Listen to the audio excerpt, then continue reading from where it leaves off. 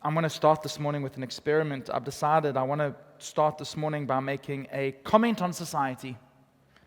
Welcome to Matt's comment on society this morning. And I'm going to do it by doing an experiment. So I'm going to need two people this morning. So I'm going to point at you. I'm going to ask that you come up. And we're going to do something. So can we, I'm turning the mic on. Is it muted? Okay, it's on now. Hang on. It is now on. All right, that's great. I heard the peak. All right, so, Pili, could you join me up here this morning? So if you could just come and stand here. Are we going to social distance? Don't stress. Just come stand over here. All right. And, okay, so this morning, I want to start with the social, closer to the mic, please. I want to start with a social experiment this morning. I want to make a comment on society, and I want to prove to you this morning that there are two types of humans in this world. There are two types of humans in this world. All right. So now I have a packet of plain salted chips, and I'm now going to offer some chips to Pili. Now, based on this experiment, we're going to make a couple of hypotheses. I've been working hard on my science language for this morning. All right, so, Pili, could you please explain to me while I offer you chips? Look at the camera, please, thank you. Okay, smile, thank you. Smiling. I know. And what you're going to do is I'm going to give you some chips, and you're going to tell everybody what it's like to try to take chips out this packet. Are you ready? Yeah. Okay, go, try to take a chip. Okay. It's difficult because you're trying to grab them from my... You're crushing them. Okay, there we go. Okay, thank you, Pili. You can sit down, you can take this, you can eat that later. Thank you. All right, there you go. Let's give Pili a hand. Well done, Pili. Well done, Pili.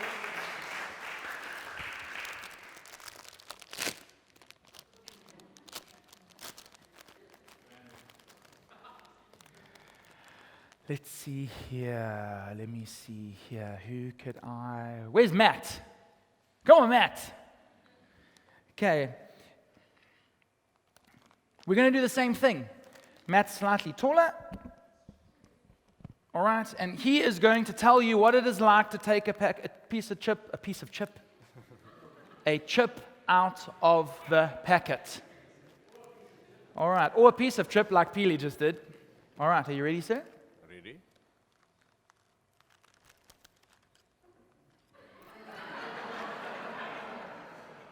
How was that? Wow.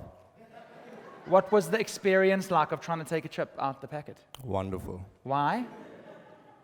Easy. Easy. Okay, you can take that with you, sir, and you can eat it later after the thing. Okay, so my experiment this morning proves this with my hypotheses. Okay, the mic is going out the frame. Back in the frame. All right, based on the experiment this morning, we have two responses. One person found it difficult to take chips out of the packet, and the other person found it easy. Why? As I said, there are two types of people in this world. Those that make it hard for you to take a chip out of a packet when they offer you one, and those that don't. Who's been at school before?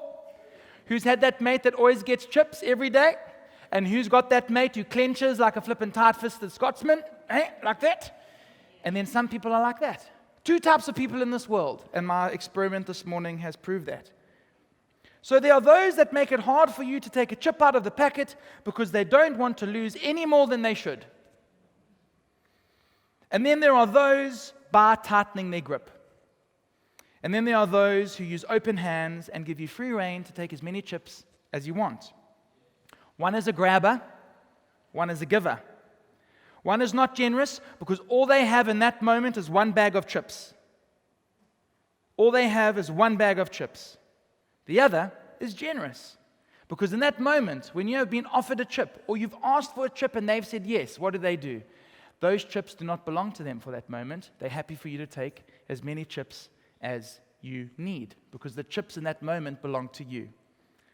Today I want to talk about generosity. And I want to flip the switch here.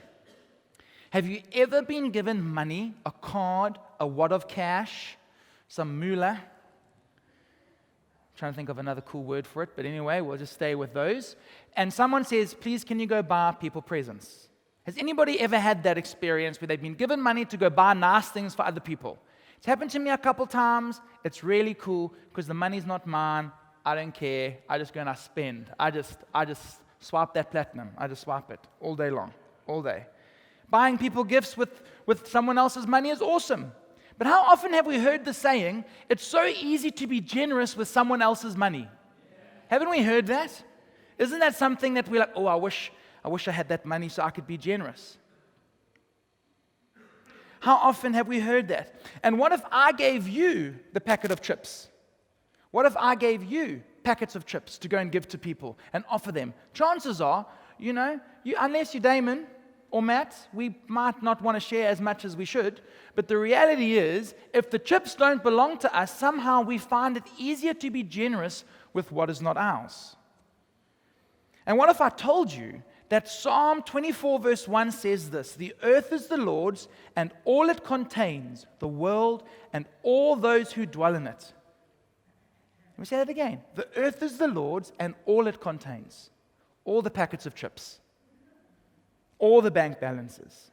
All the time, all the resources, all the words, all belong to God.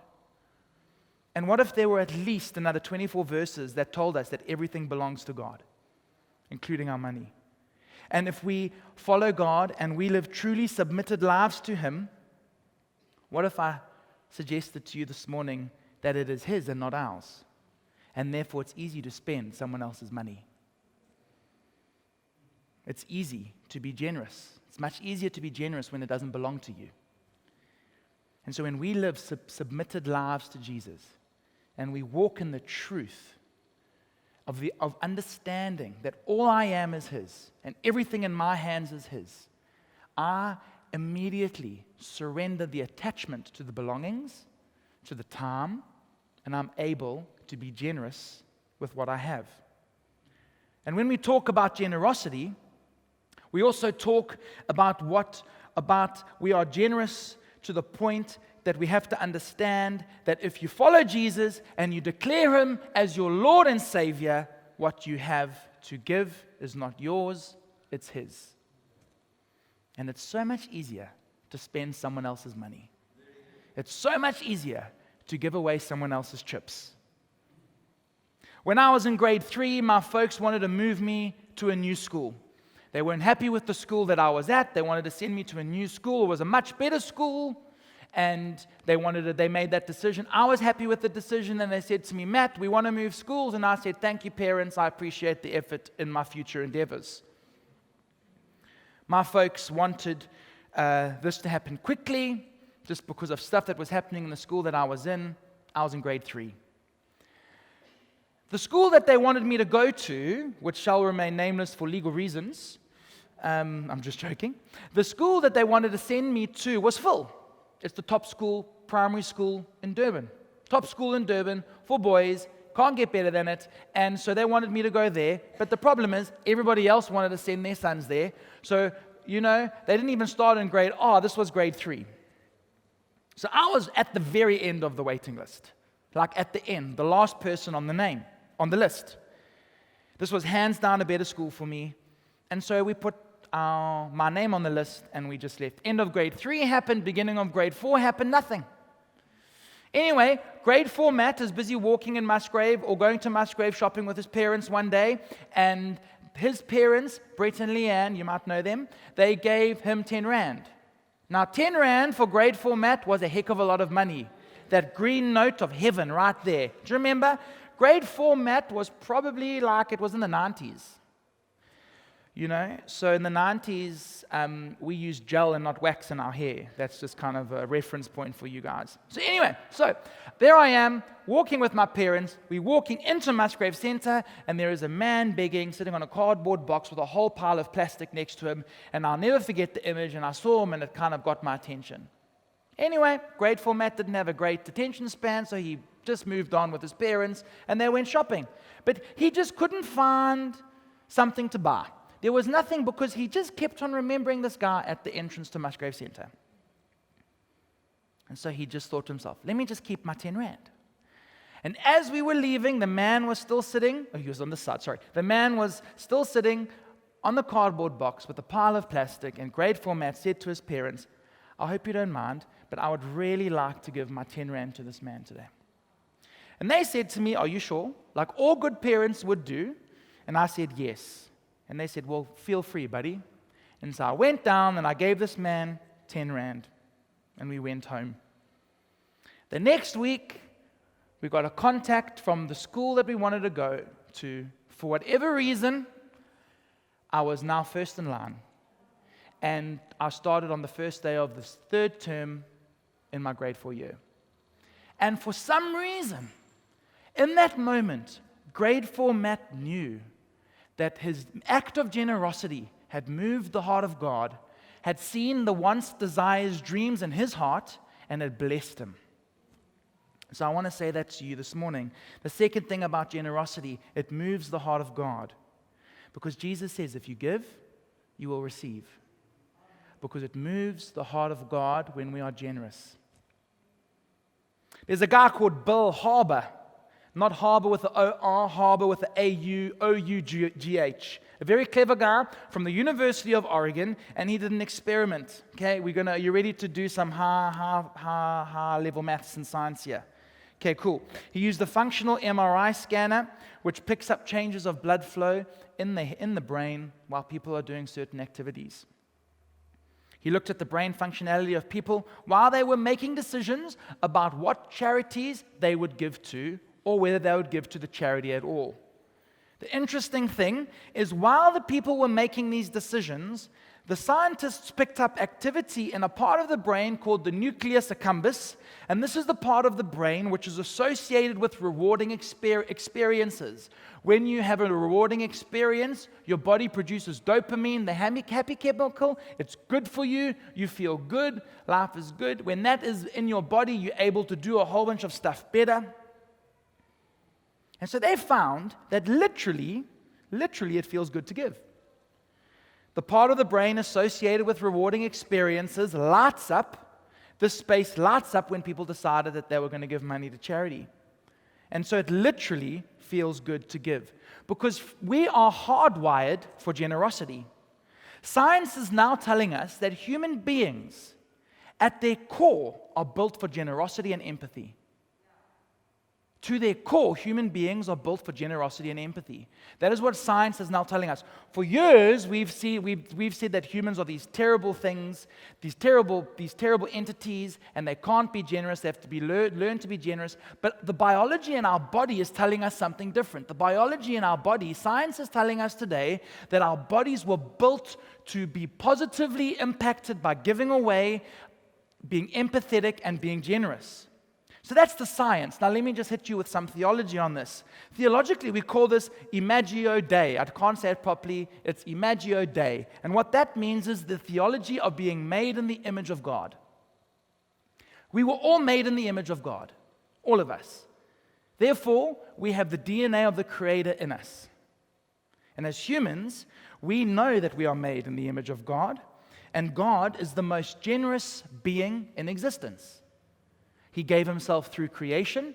He gave himself throughout the entire Bible to the people, to his people, to humanity, and eventually he gave his son, the perfect sacrifice. And we are made in that image. We give because we received from the Father. We were designed with our Maker's DNA. So that's all good for me to say that. Oh, Matt, that's fantastic. So human beings, are we naturally nice? I'm not saying we're naturally nice. We all know that we're sinful before Jesus finds us. But the way that we were created in the very beginning, the DNA that we have in our body from that garden experience, from that garden moment, is God's DNA of his image. And because he gave, we can give. And because he is generous, we can be generous. So the question then becomes, why do we grab? Why do we hold our packets of chips tight? And for me, context is key. So hold tight. Right now, the world is in chaos. We're smiling through the pain. Smile, I am. We're living through a pandemic that has created chaos. I don't know about you, but I've never experienced society as divided as it currently is. We all have an opinion on something, and for whatever reason, the opinions on those some things become dividing factors between friends and families. Politically, we are divided. We have divisive elections in this country, and overseas, in the USA, in Europe. Big political decisions based on fear and fear-mongering is happening all over the world, and we are experiencing the repercussions of that here in South Africa. We've just gone through what was probably quite a divisive election on many levels. Friends and families who used to just vote for people that they thought would make a difference are now voting for, to be let into a group or not to be let into a group, because we kind of don't really like to hang out with people that think differently to us today. Cancel culture is rife. We just like muting people that we disagree with. It's fantastic. We're smiling through the pain. That's good. That's good.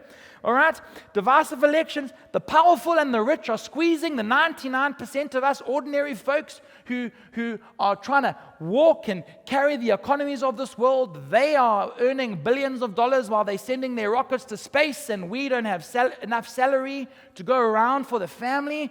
Baked beans are more expensive than they were a while ago. Fun, eh? We're smiling, fantastic. And the salaries, the economy is going crazy. I don't even think the people who are economists know how to spell the word economy, because they're clearly wrong about all the things that are happening. And it's just crazy. And then there's load shedding. And to make it worse, sometimes when you're on Netflix, you can't find what you want to watch. And I haven't even mentioned the fact that we are doing a terrible job at the initial mandate of stewarding creation and looking after the environment that God has entrusted to us. And all of this creates a loud echo chamber where there's wind and there's chaos, and all we're trying to do in this loud echo chamber is just follow Jesus. Never mind trying to be generous. I'm just trying to hang on to what Jesus has told me about myself, and I'm holding on for dear life because this storm just seems so crazy. And we are pushed and pulled by the chaotic winds of 2020, 2021. Are we wondering, is it going to be 2022? But let me just give you some good news. Let's actually smile for real. Because despite the chaos, which is not new, by the way, it's been chaotic since the day Jesus went up into heaven. We've been in the crazy times, the end times, that we've been in times where life is getting tough, seems to be getting tougher. But in these moments, we can still be generous. Why? Let me remind you. So let's just all take a big breath. Everybody just take a deep collective breath right now. Let's just know what's happening outside in the world. And then let's remember the fact that Jesus has won.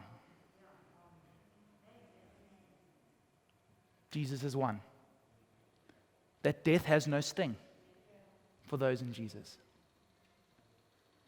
That Jesus was victorious over all the stuff we're experiencing.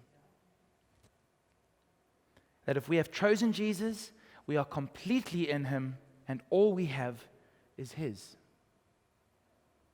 But yeah, Matt, that doesn't really change the situation that I am in right now. Well, to be very honest with you, it kind of does, because Jesus is with you in the boat.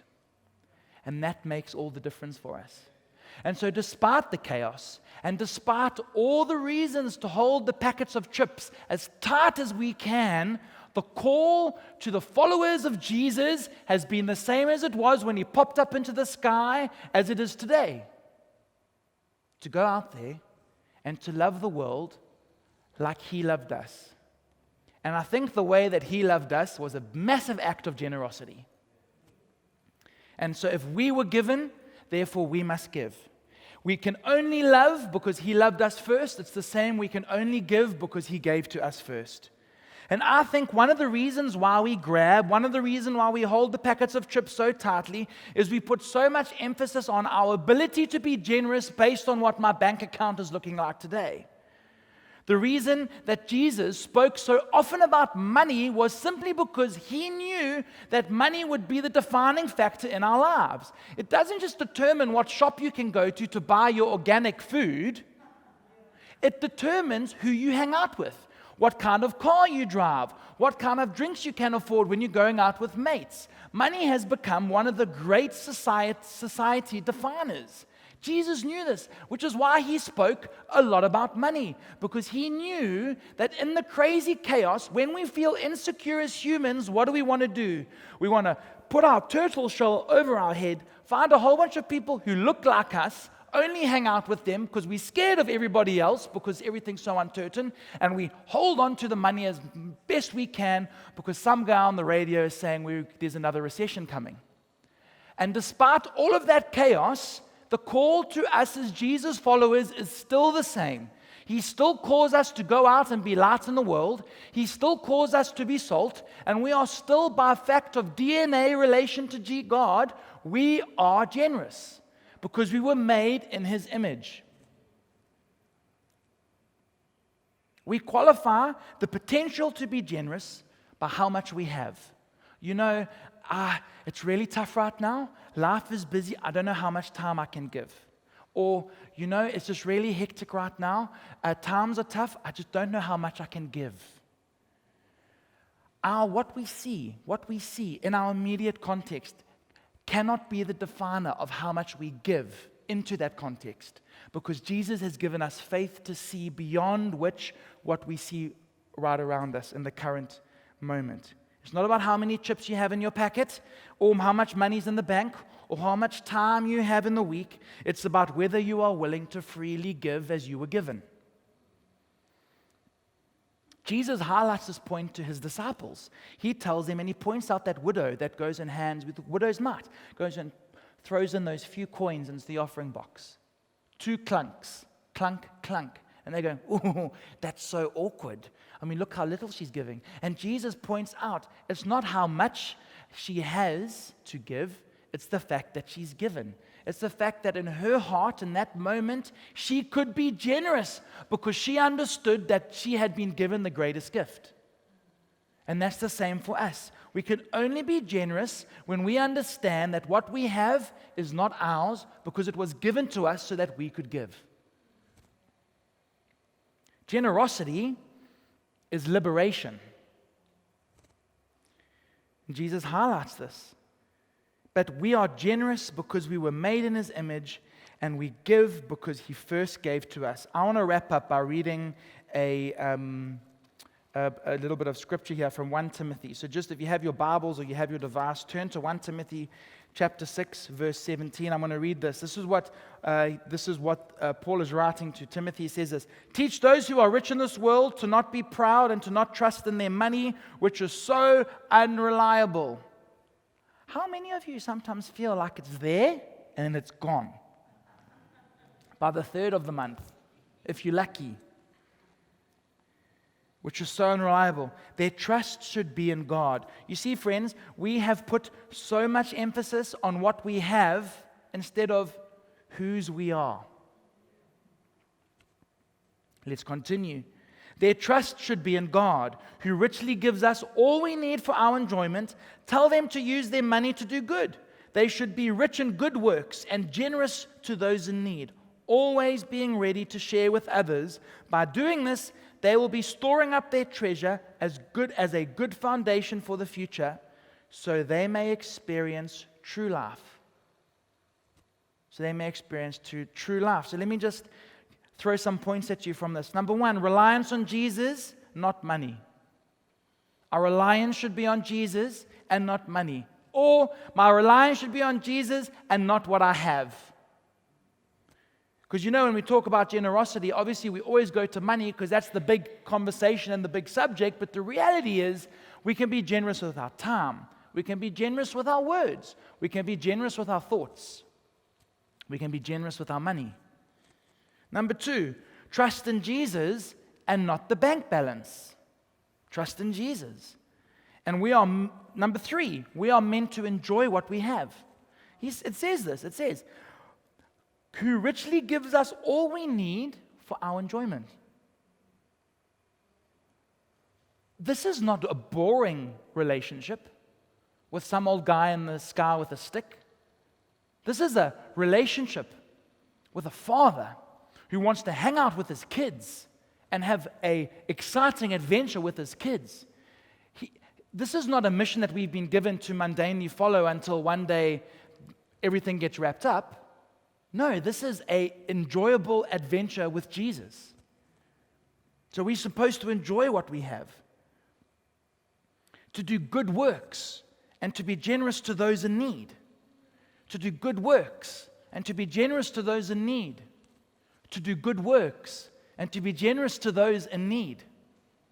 Now, we don't give like celebrities give, because I think many people give to make themselves look good. We give because we are called to give. We are generous because God has asked us to have open hands with what we have. We give because we've received. And the beauty of it is because we have the image of God, and because we bear the image of God, the way that we are designed is, biologically speaking, we experience the biological benefits of giving. We have the dopamine rush. We feel good. It always feels good to give. But strangely, it never feels good to give when there's an agenda. But when we give, when it hurts till it hurts a bit, it feels good. And I want to just finish on saying true life. Generosity is the key to true life, to the way that life is supposed to be lived, to the way that we were supposed to walk this earth, the way that it was designed at the very beginning, in proper relationship and union with our God and our Father and with the Holy Spirit, a understanding that what I have is not mine, and I simply can't wait to give my packet of chips away. Generosity allows us to breathe in the chaos. And so sometimes what we've done, and I'm going to wrap up with these thoughts, what we have done, what I have done, I won't speak on your behalf, but what I'll say is, what I've sometimes done is I have been generous when I felt that I can be generous, because sometimes the pressure is such that I can't be generous in my mind. Because if I give, it's going to put more pressure on me. If I give this thing away, it probably is going to catch up with me in a couple days' time. So a while ago, and I'm not telling you the story because I think I've got it. I'm constantly learning how to be generous. But many years ago, I was driving. I saw a guy on the side of the road. He had no shirt on, and I just felt like I needed to literally interpret what the Bible had said. And I literally took my shirt off, and I gave my shirt to him. I just did it. And I carried on driving with no shirt on. I got some funny looks from some people in cars that were higher than me. I went to gym the next week. And I realized that the next day when I drove past, the guy wasn't wearing my shirt. The shirt was off. I got so frustrated. And then I realized being generous has got nothing to do with me. Being generous is just being a transaction moment for God's grace into someone else's life. It's got nothing to do with me. And you know what the enemy of generosity is? Cynicism. And it's amazing how cynicism uses them and they a lot. Generosity allows us to breathe. It doesn't put pressure, it relieves pressure. It creates a moment of calm in the storm. It allows us to look at life with perspective, to understand what does it mean to actually be walking out in obedience. I'm not talking about going and praying for people or leading people to Jesus, which is all the most important things we could do as Jesus followers. I'm talking about just simply walking day to day with being an image bearer of God to other people, which by definition means that I'm generous. It liberates us from the shackles of cynicism and allows us a way out of debt and bad financial decisions. If you find yourself in a habitual cycle of bad financial decisions, I can promise you now generosity is going to help you with that. I can promise you generosity will help you with that. Because the opposite of generosity is cynicism, and the opposite of generosity is me-focusedness. And when I'm focused on myself, I'm not focused on others, and therefore I will always find a reason to not give, because I would much prefer to have that delicious packet of plain salted chips than have a fight with Pili, and then she crushes the chips, and now I'm frustrated because even though I know that I don't have the chips, someone is going to have crushed chips. And can you see how quickly I made it about me again? For me, this is an encouragement. For me, this is good news. For me, this tells us as we leave here this morning, we can all go out knowing, actually, I can be generous. I can be generous. It does not matter what is not in my bank account. I can be generous. It doesn't matter if I don't have time. I can be generous. It encourages us. Generosity is not defined by how much is given. Generosity is defined by open hands. I gave 10 rand. I got into a school. I don't know how that works, but simply because I know that generosity moves the heart of our Father. They're not just physiological, biological benefits of giving. And so, let me go back to my hypotheses, my scientific experiment. There are two types of people in this world. There are givers and there are grabbers. Are we going to give it away? Or we're going to hold it to ourselves. And how can we start giving it away? Okay, it's very simple. And I'm going to give you Matt's methodology. Are you ready for Matt's methodology? Okay, it's simply this. Whenever you are walking, look down. Just look down and watch one foot going in front of the other. That's how you start to be generous. One small act. So you've got 10 rand, who cares? Just be generous. So you've got half an hour to go and be kind to somebody. Just take half an hour. No one's asking you to be Oprah yet. No one's asking you to give away cars in your first act of generosity. All God expects of us is to bear His image well to the people around us. And all we need to do is start one foot in front of the other. And over the next few weeks, as a church family, here and online, we are going to be going on a journey of what does it mean to be hardwired for generosity? What does it mean to be able to give when it's hard to give? What does it mean to be faithful with what God has given me when it's hard to be faithful with what God's given me? Because if we understand that it's not ours, we can start losing the attachment to it. And therefore, we don't necessarily have to have a hard time to bear the image of God. It can actually become enjoyment, as 1 Timothy tells us. Let's stand.